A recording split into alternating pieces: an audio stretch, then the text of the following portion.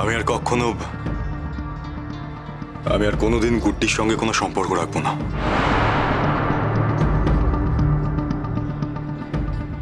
বাহ, very good. এই তো চাই। আমি ভেবে দেখলাম যে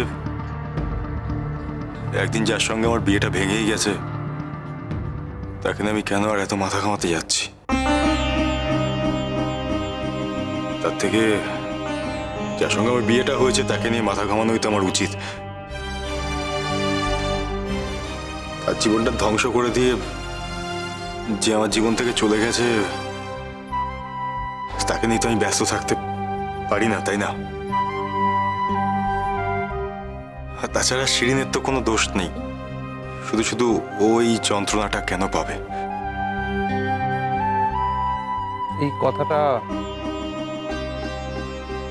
অন্তর থেকে বুঝে গেছিস তো? একদম 100%।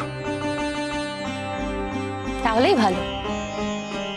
আর তোমাকে কিছু বলার নেই। তাহলে কি দাঁড়াচ্ছে পিকলু? এখন থেকে কোনোদিনও তুমি আর গুড্ডির সঙ্গে কোনো রকম সম্পর্ক রাখবে না, তাই তো? আমি বুঝতে পারছি না, মানে এই কথাটা কেন বারবার ওকে জিজ্ঞেস করা হচ্ছে? না, আমরা তো এইটাই চেয়েছিলাম আর সেটাই তো করেছে, তাহলে এই না, না। কথাটা কেন ওকে বারবার জিজ্ঞেস করা হচ্ছে? জিজ্ঞেস করছি মানে জেনে নিচ্ছি পরিষ্কার করে। আর এটা দিদি ভাই শিরিনের জন্যই কিন্তু করছি। দেখো কেয়ারফুল, আমি সব ক্লিয়ার করেই এসেছি এবার, তো তোমাদেরকে আর আমার কথা ভাবতে হবে না। আফটার অল এটা আমাদের সম্পর্ক, মানে আমার সংসার, আমার অনুজের সাথে সম্পর্ক, তো সেখানে আমার কমফোর্টেবল পজিশনটা কি সেটা তো আমাকে ভালো করে জানতে হবে। আর অনুজ সেটা মেনটেন করেছে বলেই আমি সেখানে এসেছি এই বাড়িতে। আর সেটা যদি অনুজ মেনটেন না করতো তাহলে এখানে আমার আসার প্রশ্নই আসে না, মানে আমি আসতামই না।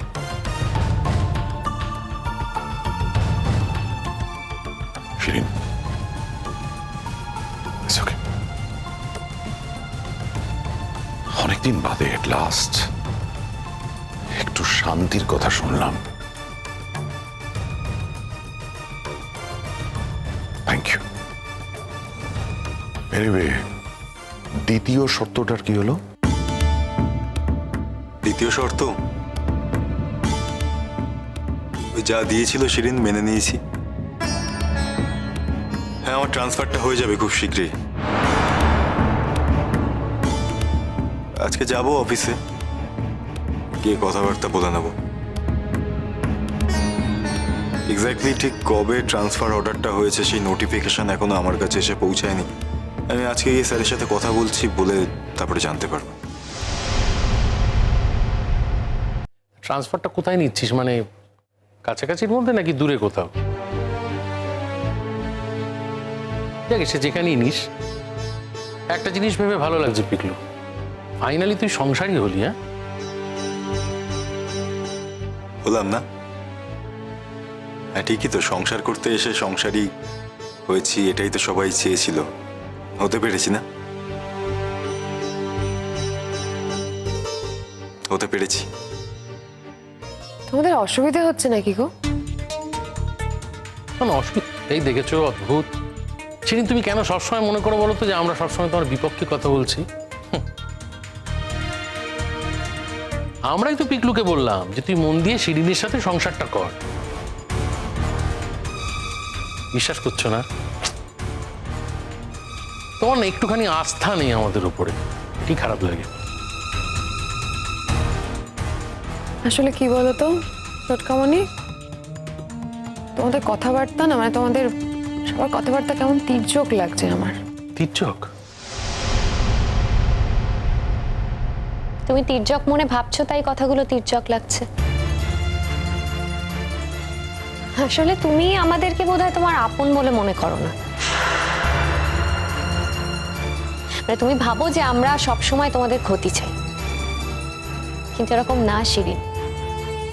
আমরা যেরকম তোমাদেরও ক্ষতি চাই না, সেরকম আমরা গুড্ডিরও কোনো ক্ষতি চাই না। গুড্ডির ক্ষতি করবে কি করবে না সেটা নিয়ে আমার কোনো হেডেক নেই মিঠেদি। আমি শুধু চাই যে এই নামটা যেন আমার আর অনুজের মধ্যে আর না আসে।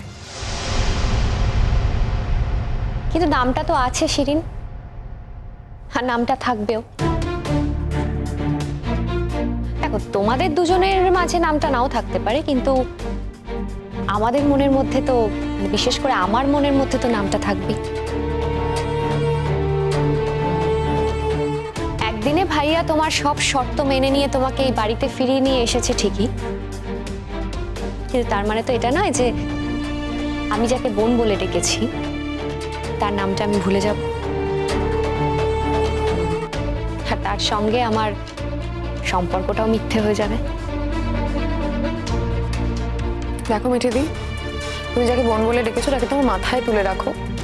যা খুশি করো তোমার বাপের বাড়িতে গিয়ে, তাকে প্লিজ এই বাড়িতে আর আনার চেষ্টা করো না। শিরিন, এভাবে কথা বলছো কেন? মানে এভাবে কথা বলার অধিকার তো তোমার বোধহয় নেই। বাড়িটা তো সবার। অনুজ, আমি বুঝতে পারছি না মানে আমাকে এখনো পরিষ্কার করে তাহলে জানতে হবে যে তোমার মানে দাদাভাই কি বলছে। পরিষ্কার করে ধরো তোমরা থাকবে না, এবার আমাদের বাড়ির কোনো একটা অকেশন, সেখানে গুড্ডি এলো, আসতেই পারে। আর এমনি যদি কোনো কারণে আসে, মানে এমনি এমনি জাস্ট এমনি, সেটা কি আসতে পারবে না? কি বাবা? এটা নিয়ে কেন এত কথা হচ্ছে আমি সেটাই বুঝতে পারছি না। এ বিষয়ে তো শিরিনের মতামত দেবার কোনো প্রশ্ন নেই। ওরা যাতে ভালো থাকে তার জন্য যা যা করণীয় করতে হবে, পিকলু সেটাই করেছে, মিটে গেছে। তুমি যখন বাইরে থাকবে তখন শ্বশুর বাড়িতে কে আসছে না আসছে সবার খোঁজ কি তুমি রাখবে নাকি? আর গুড্ডি যদি এ বাড়িতে এসেও থাকে তাহলে তোমার তো কিছু যায় আসে না, কারণ তোমাদের জীবনে তো ঢুকছে না, তোমাদের সংসারে তো যাচ্ছে না। তোমাদের মুশকিল কি জানো তো? তোমরা ঠিক এইভাবে মেয়েটাকে ইন্ধন দাও আর ও মাথায় চড়ে বসে সবার। আর তোমরা যখন সবাই মিলে ওকে এই বাড়িতে অ্যালাউ করবে তখন ওর কি মনে হবে বলো তো? ওর মনে হবে আমি একটা ফালতু, আমার কোনো এক্সিস্টেন্স নেই, তো আমার কথা ওর না শুনলেও চলবে। তুমি চিন্তা করো না শিরিন, গুড্ডি আর কোনোদিন তোমার আর আমার মাঝখানে আসবে না, আমাদের সংসারের মাঝখানেও ঢুকবে না। এই নামটা আমিও ভুলে গেছি, তুমিও ভুলে যাও। এই নামটা নিয়ে আর বেশি কথা বলতে চাও না।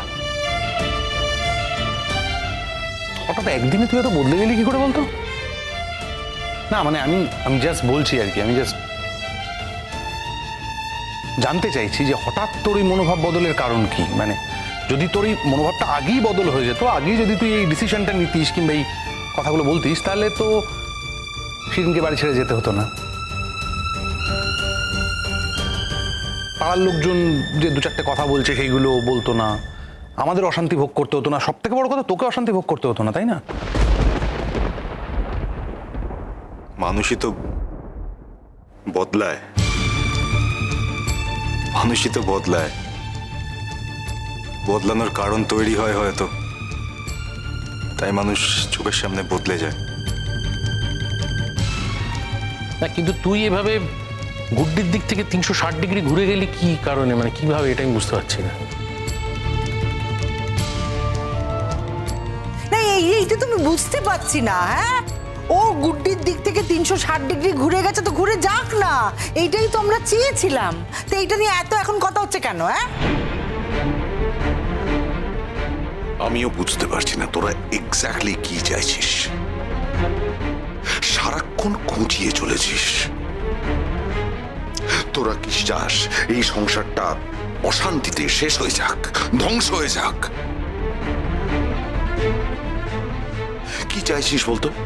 খুব পরিষ্কার করে বল।